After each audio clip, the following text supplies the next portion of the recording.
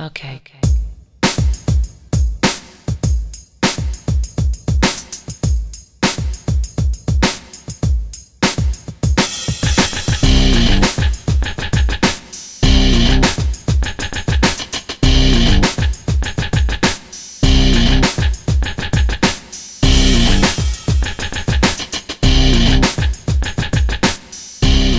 And welcome to Tnashi's Movie Corner.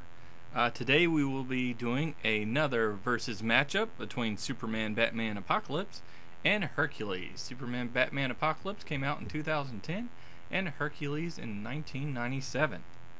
Now, in order to decide the winner of this matchup, we go based upon plot, main characters, side characters, songs, humor, villain / antagonist, cast, romance, themes, memorability, action, and in the case of a tie, which is highly unlikely, we go with miscellaneous, which is just stuff that doesn't quite fit a category but stands out to us about the movies. Anyway, let's get started right now with the plot. And with plot, we actually gave that to Superman, Batman, Apocalypse. Here's a brief little summary for you.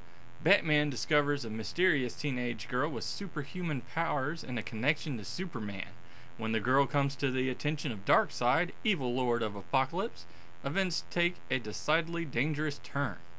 And then with Hercules, you got the son of a Greek god, Zeus and Hera, which is stripped of his immortality as an infant and must become a true hero in order to reclaim it. So, we gave it to Superman, Batman, Apocalypse. Main reason being that, you know, it does focus on Supergirl. It focuses on her first coming to Earth and getting used to her powers, and then as I said just a minute ago, Darkseid sees her as the potential general of his army. So he orders kind of a plan to kidnap her and kind of mind control her in order for her to become this general and lead his army to kind of take over the Earth, I guess. I'm not really sure what the end game was there, but that's the general thing of it. And it's actually got a lot going for it, both with her being introduced to Earth and getting, you know, kind of used to her powers, which, you know, in this movie Superman has full control of, but it, you know, it is something that it does feel like you have to get used to. And you have her going with Wonder Woman at one point to the Amazons to train and fighting and everything and learn to control her abilities. And then you have Darkseid, who, like I said, kidnaps and brainwashes her in order to become his general. So you have Batman, Superman, Wonder Woman, they all kind of team up together and go to Apocalypse to try to reclaim who will become Supergirl. So and I think it's executed really well. It goes point by point. Hercules, with him trying to become a true hero and everything in order to regain his immortality and be welcomed back to his family, that's pretty cool. And you do have Hades alongside, who's trying to stop this from happening, because Hercules is the one that was kind of prophesized to ruin his plan.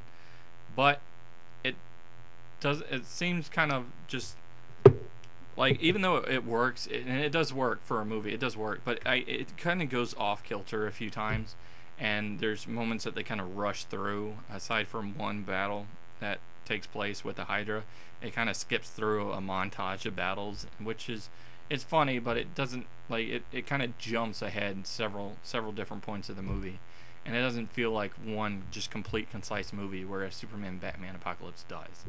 So for that reason, we gave plot to Superman, Batman, Apocalypse. Main character, we gave that to Hercules. Now, Superman, Batman, you know, obviously has Superman and Batman. I mean, they're the main characters. More in line with Superman than with Batman. So even though it has both of them in the title, I do feel like it's more of a Superman movie. And in a way, it's more of a Supergirl movie, but she's not the focal point enough. And you don't see it from her perspective enough to really count her as the main character. Hercules is present throughout the entire movie, and he has a lot of character development and learning, again, about becoming a true hero and everything, and, you know, being accepted for who he is and the powers he has, where he was kind of ridiculed for it at first. So You have a lot of stuff going on with him. Superman's cool, but he's just kind of there to help move the plot forward. And Batman, I love Batman, huge Batman fan, but I feel like he was underused quite a bit. There's one really good moment between him and Darkseid, and otherwise I feel like he was underused. So for that reason, we gave it to Hercules. Side characters we also gave to Hercules. Main reason being Meg. She has a great character arc throughout the film, and you really like her, even though she starts off not really like a villain, but she's an accomplished accomplice. She's an accomplice to Hades. So for that kind of reason, just her arc is really good. And again, you have Phil. He's pretty good as kind of the trainer and everything. Thing about Apocalypse is Supergirl's great, but there is a definite sequence where she's kind of mind washed, so you don't really get a real sense of her growing. Wonder Woman's great, but she's just kind of in there. And I think Big Bertha, I might be getting that wrong, but she's just kind of thrown in too as a, hey, look who's in this. And so I feel like they just didn't work as well as Hercules, which even Pegasus has kind of a important role in it and brings some humor, so that's great. Songs we also gave to Hercules. Main reason it's the only movie that has songs, so it's kind of where it goes. Humor we also gave to Hercules. Superman, Batman, Apocalypse doesn't have that much humor going for it.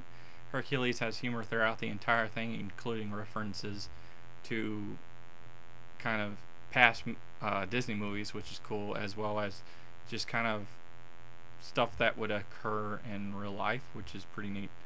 But villain we also gave to Hercules. Main reason being Darkseid is an intimidating presence, but he doesn't really have that much to his character. Whereas Hercules, you get a lot to the character of Hades, and even though he's not as intimidating, he does come up with some schemes to try to,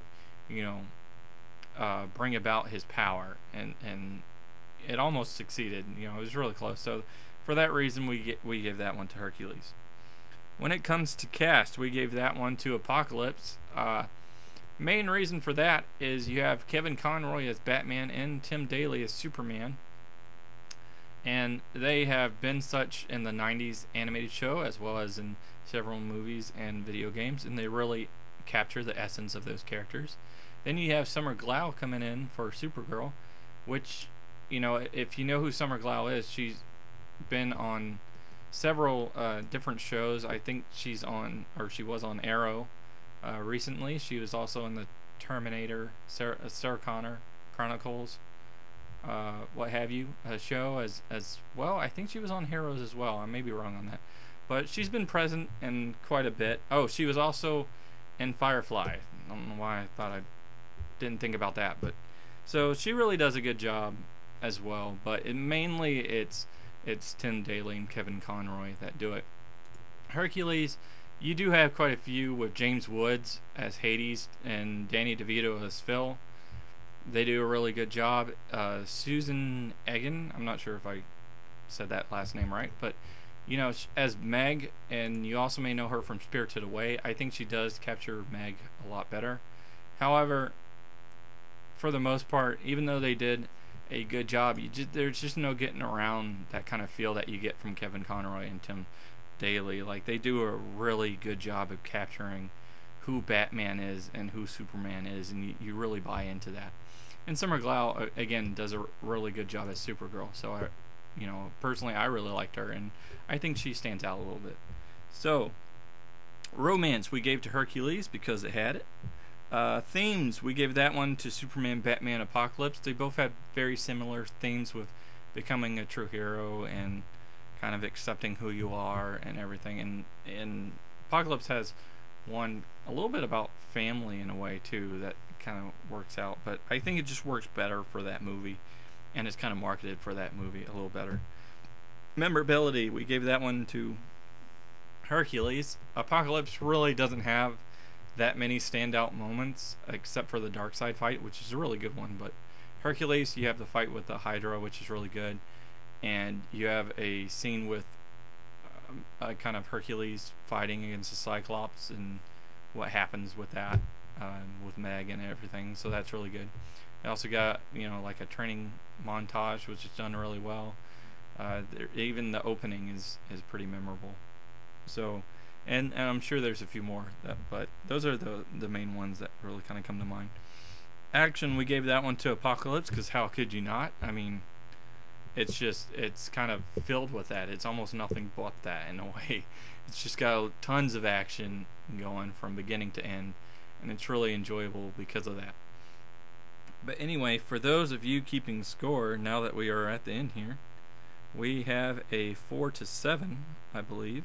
Yep, 4-7 in favor of Hercules. So Apocalypse kind of got beat pretty bad. Unfortunately, you know, that happens sometimes for these matchups. Personally, I really enjoy them both. I recommend you checking them out. And let me know down in the comments if you agree or disagree. You know, which one would you have preferred to win this?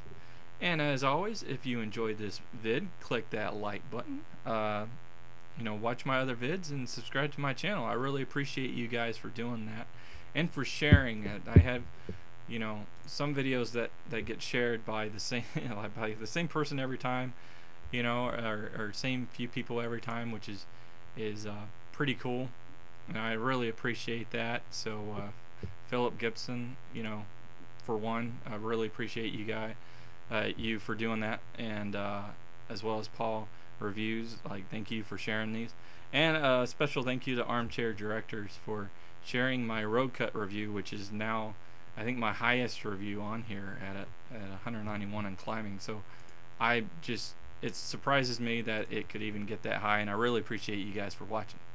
But that'll wrap it up for this one, so until next time, peace.